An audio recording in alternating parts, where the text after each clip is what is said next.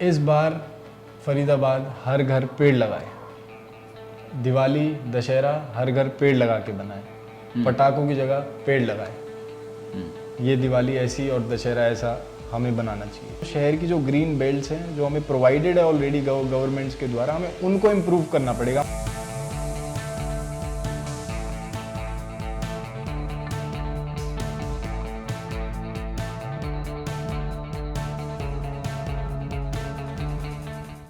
नमस्कार फरीदाबाद। आज हमारे साथ स्टूडियो में पहुंचे हैं निखिल शर्मा जी। कितनी उम्र है निखिल? 23 ईयर्स। 23 साल। और 23 साल की उम्र में निखिल लगातार देश दुनिया के पर्यावरण को संरक्षित करने के लिए, सुरक्षित करने के लिए प्रयास कर रहे हैं। क्या कर रहे हैं निखिल, थोड़ा सा बता दें, हम जो बातचीत कर रहे थे उसके बारे में। नमस्ते फरीदाबाद, मेरा नाम निखिल शर्मा है और मैं एक एनवायरमेंटलिस्ट हूँ। और मैंने एक रिपोर्ट लिखी है जो है रीवाइल्डिंग रिपोर्ट, जो बताती है हमारे फरीदाबाद में पोल्यूशन का कारण क्या है और हम उसको सही कैसे कर सकते हैं। हमारा जो ग्रीन इंफ्रास्ट्रक्चर है वो बहुत वीक है, उसको बदलने की ज़रूरत है और हमको सही पेड़ सही जगह पे सही उद्देश्य लगाने की ज़रूरत है। कोई भी पेड़ कहीं पे नहीं लगाना, सबको एक साथ मिल के करना है, इसके बारे में सोचना है। युवा बच्चों को पढ़ाना है, क्लाइमेट एजुकेशन करनी है, एक दूसरे को अवेयर करना है, एक दूसरे के साथ चलना है। फरीदाबाद ये शहर निश्चित रूप से सबसे प्रदूषित शहरों की श्रेणी में आता है। दुनिया के, देश के ही नहीं, दुनिया के प्रदूषिततम शहरों की श्रेणी में आता है फरीदाबाद। लेकिन फिर भी नई पीढ़ी लगातार लोग निकल कर आ रहे हैं जो अपने इस शहर के पर्यावरण को बचाने के लिए, लोगों को जागरूक करने के लिए लगातार प्रयास कर रहे हैं। निखिल जब निकलते हैं, घर से निकलते हैं, तो अपने साथ साइकिल लेकर निकलते हैं। आमतौर पर, वैसे तो गाड़ी भी इस्तेमाल करते होंगे, हवाई जहाज भी इस्तेमाल करते होंगे, लेकिन आमतौर पर जब निकलते हैं तो अपने साथ साइकिल लेकर निकलते हैं और फोल्डेड साइकिल उनके पास रहती है हमेशा। और उसके माध्यम, तो ये कैसे लगा आपको कि साइकिल को ज़्यादा प्राथमिकता देनी चाहिए? क्योंकि साइंस हमें कहता है कि हमें कंज्यूम कम करेंगे तो हमारे हेल्थ के लिए भी अच्छा है, एनवायरनमेंट के लिए भी अच्छा है, आने वाली पीढ़ी के लिए भी अच्छा है। अगर हमारी कंजम्पशन ज़्यादा रहेगी, हमारी हेल्थ के लिए भी बेकार है, एनवायरनमेंट के लिए भी बेकार है, आने वाली पीढ़ी के लिए भी बेकार है। पीढ़ी के लिए भी बेकार है। तो कबीर ने कहा था, ज्यों की त्यों धर दीनी चदरिया। तो आपने नेचर को उसी तरह से बरतना है, जैसे आपको मिली है वैसे ही आपने इस्तेमाल की, ज़रूरत के मुताबिक, और फिर उसको वैसे का वैसा अगली पीढ़ी के लिए छोड़कर चले गए। तो ये जो धरती है ये ज़्यादा लंबे समय तक हमारे पीढ़ियों के काम आ पाएगी, पीढ़ियाँ इससे फ़ायदा उठा पाएंगी। जी। अब फरीदाबाद की जो एयर पॉल्यूशन है उस पर आपकी रिपोर्ट क्या कहती है? मेरी रिपोर्ट ये कहती है कि हमारा जो ग्रीन इंफ्रास्ट्रक्चर है वो बहुत ढीला है। हमने बड़ी बड़ी बिल्डिंग्स बना ली हैं, सब चीज़ कर ली है, बट हमारा जो ग्रीन इंफ्रास्ट्रक्चर है हमने उस पर ध्यान नहीं दिया। हमें उसको बदलने की ज़रूरत है, हमारे ग्रीन इंफ्रास्ट्रक्चर को इम्प्रूव करने की ज़रूरत है। तो लोगों के भीतर जो भाव घुस गया है कि मैंने 250 गज का प्लॉट है, मैं कैसे इसको 300 गज बना लूँ।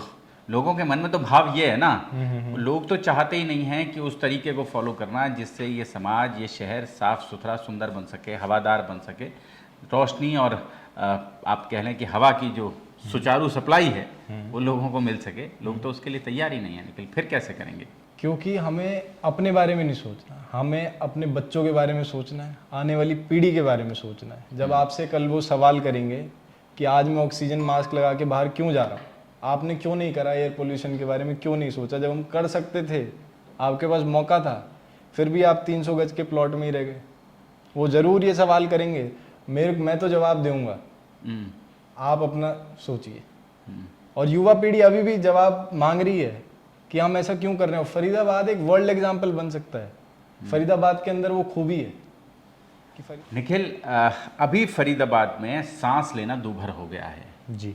दिवाली आ रही है, बिल्कुल, दशहरा आ रहा है, बिल्कुल, और लगातार कोर्ट की गाइडलाइंस आ रही हैं, बिल्कुल, कि एयर पोल्यूशन को रोकने के लिए आपको कम से कम पटाखे चलाने हैं। बिल्कुल। पटाखे।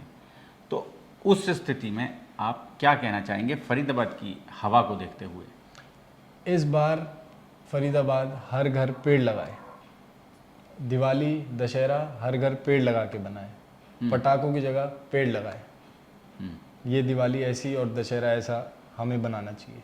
बनाना और चाहिए। सही पेड़ सही जगह पे सही उद्देश्य, अच्छा, राइट। कैसे, मतलब कैसे सही पेड़, कैसे सही पेड़ का चुनाव हो? सही पेड़ का ऐसे चुनाव होगा, मैं रिवाइल्डिंग रिपोर्ट अपनी ज़रूर सबको पढ़ाना चाहूँगा, मेरे को मौका मिलेगा तो उसमें ब्रीफली एक्सप्लेन करूँगा कि कैसे सही पेड़ और कौन सा पेड़ ईस्ट से वेस्ट सन उगता है और डूबता है वेस्ट में। तो नॉर्थ साइड में कौन सा लगना चाहिए, वेस्ट साउथ साइड में कौन सा लगना चाहिए। नॉर्थ साइड में एवरग्रीन ट्री लगना चाहिए, साउथ साइड में डिसीडियस ट्री लगना चाहिए। अच्छा, हाँ जी। तो हमें एक पूरी रीप्लानिंग करनी पड़ेगी इस शहर को एक वर्ल्ड एग्जाम्पल बनाने में, और जो इस शहर में क्वालिटी है, जो इस शहर जरूर बनेगा, क्योंकि आने वाला युवा कह रहा है इस बात को। निखिल, अगर हम बात करें फरीदाबाद जैसे शहर की, तो यहाँ ज़मीन लगातार कम होती चली जा रही है। पूरे हरियाणा का जो फॉरेस्ट एरिया है वो बमुश्किल 3.5-4% रह गया है, यही आंकड़े बताते हैं। इसको हम कैसे रिवाइव कर सकते हैं? कैसे हम भाई जगह की किल्लत है, लगातार किल्लत है, तो फिर पेड़ कहाँ से आएंगे, फिर पेड़ कहाँ उगेंगे? सबसे पहले तो जी जो हमारे पास ऑलरेडी है हमें उसको प्रोटेक्ट करना होगा। दूसरा जी जो हमारा ग्रीन इंफ्रास्ट्रक्चर ऑलरेडी जो गवर्नमेंट ऑर्गेनाइज्ड ग्रीन बेल्ट्स हमें प्रोवाइडेड हैं उनको हमें सही करना होगा। इंडस्ट्रीज़ को हमारा साथ देना होगा। ग्रीन टैक्स नाम की चीज़ हमें मिलनी चाहिए। हम बाहर मनाली जाते हैं, कहीं घूमने जाते हैं, ग्रीन टैक्स देते हैं, हमें वो इंडस्ट्रीज़ दें, क्योंकि हम पोल्यूशन तो झेल रहे हैं ना, विदाउट टैक्स फ्री हर चीज़ झेल रहे हैं हम खुशी खुशी, तो ग्रीन टैक्स भी मिलना चाहिए हमें खुशी खुशी। सबका साथ सबका विकास बीजेपी जैसा कहती है, तो उसी से ही हमारा बात बनेगी। और पेड़ जहाँ तक लगाने की बात रही, हम अपने घर के अंदर भी लगा सकते हैं, अपने घरों की छत पे लगा सकते हैं, तरीके से लगाना होगा। बट सबसे पहले हमें जो की फोकस है, हमारे जो शहर की जो ग्रीन बेल्ट्स हैं जो हमें प्रोवाइडेड है ऑलरेडी गवर्नमेंट्स के द्वारा, हमें उनको इम्प्रूव करना पड़ेगा। हमारे जो पार्क्स हैं उनको हमें साफ रखना पड़ेगा, उनको मेंटेन करना पड़ेगा, फिर हम घर के अंदर आते हैं। अब हम पार्कों में देखते हैं, आमतौर पर जब भी पार्कों में गुजरते हैं तो सबसे पहले वहाँ जो एक पार्क मैनेजमेंट कमेटी काम कर रही होती है, उसका सारा ध्यान इस बात पर होता है कि कैसे इस पार्क के भीतर भी एक कंक्रीट का जंगल उगा दें हम। एक कॉनोपी चाहिए, एक ट्रैक चाहिए जी जिस पर लोग गुजरें, है ना, तो वो उसमें भी पार्क में भी एक कंक्रीट का पूरा जंगल घुसा देना चाहते हैं। ये इस तरह की सोच मानसिकता के साथ लोग काम कर रहे हैं। This has to change sir, and ये सोच जब बदलेगी जब हम सब एक साथ क्लाइमेट एजुकेशन करेंगे, आने वाली पीढ़ी को करवाएंगे, जब वो इस बारे में क्वेश्चन करेगी, जागरूक होगी, तब बात बनेगी। नमस्कार फरीदाबाद, मैं अब आपको थोड़ा रीवाइल्डिंग रिपोर्ट के बारे में बताऊंगा, जो कहती है right tree eight right place with right objective. सबसे पहले तो हमें ये जानना है कि एयर पोल्यूशन हमको डैमेज कैसे कर रहा है, हमारी हेल्थ को और हमारी इकॉनमी को। तो जो हम हार्मफुल एयर जो हम ब्रीथ कर रहे हैं वो हमारे रेस्पिरेटरी में डिजीज़ेस बना रहा है, जो हमें ब्रोंकाइटिस कर सकता है, अस्थमा कर सकता है, लंग डिजीज़ कर सकता है, लंग कैंसर कर सकता है कई सालों तक। और जो हमारे वातावरण में पर्टिकुलर मैटर जो आज के टाइम पे है, जो आपके फ्यूल बर्निंग की वजह से, कोल की वजह से, oil and fossil fuel gases की वजह से, एग्रीकल्चर एक्टिविटीज़ की वजह से पर्टिकुलर मैटर जो हमारे इन्वायरमेंट में बढ़ रहा है, जो हमारी खुद की एक्टिविटीज़ की वजह से बढ़ रहा है। और फिर उसके बाद मैं बताना चाहूँगा आपका जो हमारे जो पोल्यूशन का मेन है क्या क्या, हमारे दिल्ली एनसीआर में मेन पोल्यूशन है किस वजह से, NO2, SO2 और आपका VOC, बेनेथेन, ये सब जो हमारे गाड़ियों से, डीजल के इंजन से निकल रहा है, और जो बाकी अदर पोल्यूटेंट्स हो गए, रोड डस्ट हो गया, ग्रेवल हो गया, ये सब चीज़ें हमें बहुत हार्मफुल हैं।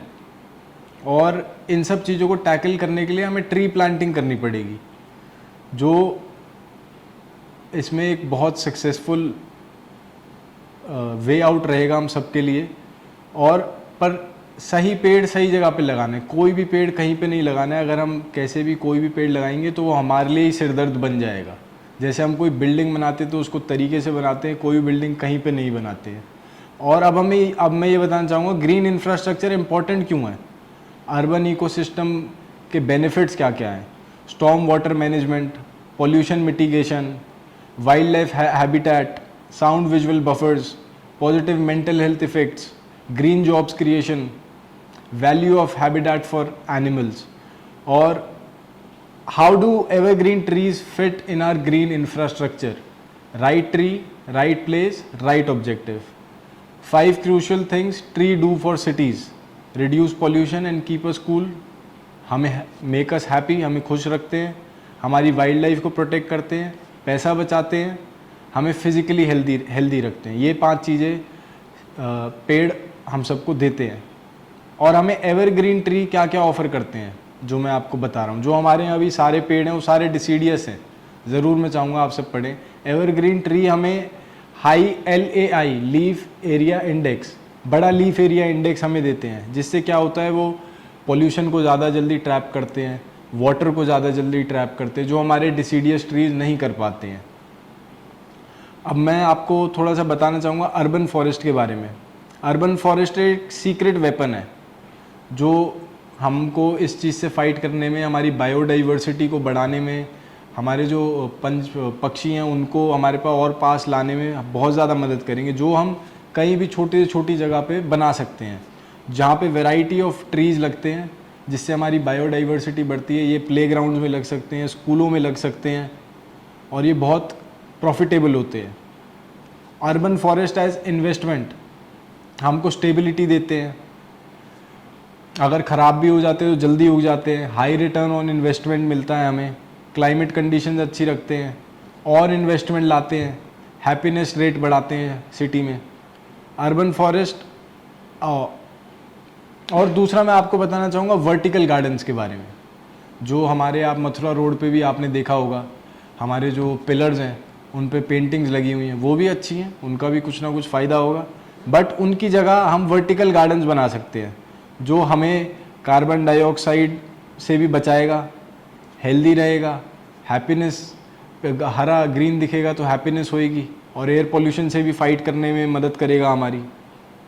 और हम इंडोर प्लांट्स लगा सकते हैं, जैसे कि peace lily, corn plant, the fern arm, और scientist 5 plant air pollution cut कर देते हैं एक स्मॉल ऑफिस का 20% तक। 5 indoor plants can cut air pollution in a small office up to 20%। और अब मैं थोड़ा सा आपको डिसीडियस और एवरग्रीन ट्रीज़ के बारे में डिफरेंसेस बताना चाहूँगा। पहले तो डेफिनेशन, डिसीडियस ट्रीज़ एक ग्रुप ऑफ ट्रीज़ होते हैं that shed leaves seasonally. Evergreen trees वो ट्रीज़ होते हैं जो कभी लीव शेड ही नहीं करते हैं, वो थ्रू आउट ईयर 12 के 12 महीने ग्रीन के ग्रीन रहते हैं। पर जो हमारे यहाँ है वो डिसीडियस वो नहीं रहते हैं, वो सीजनली अपनी लीव शेड कर देते हैं। डिसीडियस ट्रीज़ में shedding of leaves yes, evergreen में नो। सेंसिटिविटी, डिसीडियस ट्रीज जो है बहुत ज़्यादा सेंसिटिव होते हैं, रेन वाटर भी कैप्चर नहीं करते हैं, बट एवरग्रीन ट्रीज कम सेंसिटिव होते हैं, जो काफ़ी फ़ायदेमंद रहते हैं। Tolerance of cold and dry weather condition, deciduous trees tolerate नहीं कर पाते हैं, एवरग्रीन ट्रीज टॉलरेट कर पाते हैं। न्यूट्रिएंट्स रिक्वायरमेंट, डिसीडियस ट्रीज में भी हमें चाहिए होती है, एवरग्रीन में भी हमें चाहिए होती है, बट एवरग्रीन फिर भी कैसी भी कंडीशंस हो सर्वाइव कर जाते हैं।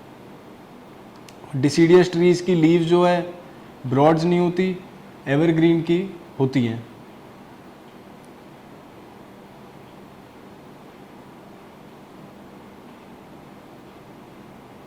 अब मैं आपको डायरेक्ट और इनडायरेक्ट इफेक्ट बताना चाहूँगा एवरग्रीन ट्रीज़ के। एवरग्रीन ट्रीज़ जो है कोल्ड विंड्स को नॉर्थ की साइड से रोकती हैं, और ब्रॉड लीफ डिसीडियस ट्रीज़ को जो होती हैं वो बिल्डिंग को शेड करती हैं समर्स के टाइम पे, और लीफलेस ट्रीज़ जो होते हैं वो मैक्सिमम सोलर रेडिएशन विंटर के टाइम में हमें अलाउ करते हैं हमारे घर के अंदर।